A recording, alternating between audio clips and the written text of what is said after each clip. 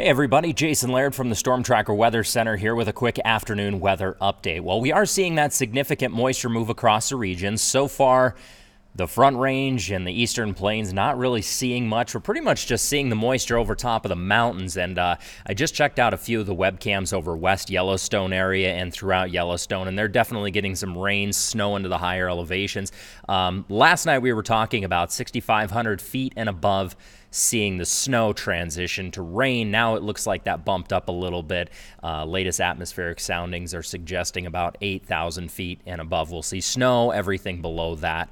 Primarily rain, maybe a little rain-snow mix. So that's about the only real big update to the forecast right now. Let's go ahead and show you with that significant rain moving through. We do have a couple flood advisories to point out. The one up here in Choteau County, let's go ahead and take a look at that one. That one's going to be until Saturday at 4 p.m. Now, the reason for this is, again, we're looking at pretty rapid snowmelt with the rain moving through, likely going to cause some minor flooding for the county.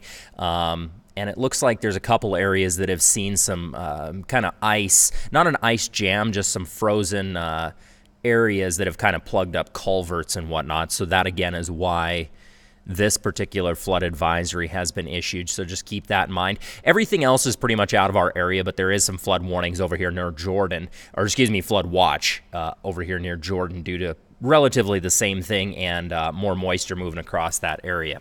As for the other advisories to point out, how about areas in blue up here north of Malta? We're looking at a winter weather advisory through about 12 p.m. And then a little bit further over here, that advisory is going to be a little bit longer due to that system tracking through. And we'll take a look at that system here shortly. And then up near Plentywood, we do have a full-blown winter storm warning for this area, and I'll show you why.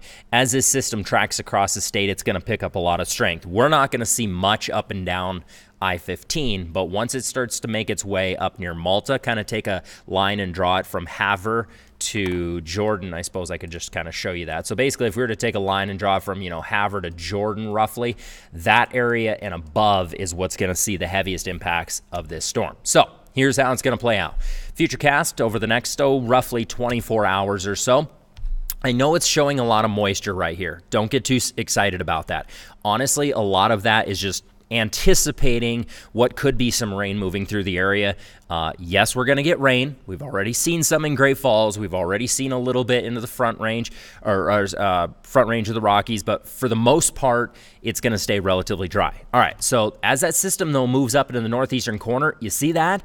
Transitions over to snow and the rain-snow mix, and that's why that winter storm warning for the far northeastern corner has been issued. And again, there's that line from Havre to Jordan. So again, what's happening is as that system moves over top of the Rockies, it's squeezing out a lot of that moisture over top of the high terrain. And then we've also got some weak downsloping winds off of the Rockies. Those two combining factors are kind of drying things up from Cut Bank to Great Falls, even just touching into Billings and Helena here. But as soon as that system moves a little bit further, it regenerates, picks up some steam, and bam, there it goes, gets absolutely hammered up into the northeastern corner. Now, fantastic news up there because we've had that significant drought that just will not let go in the northeastern corner of the state. So, great news there.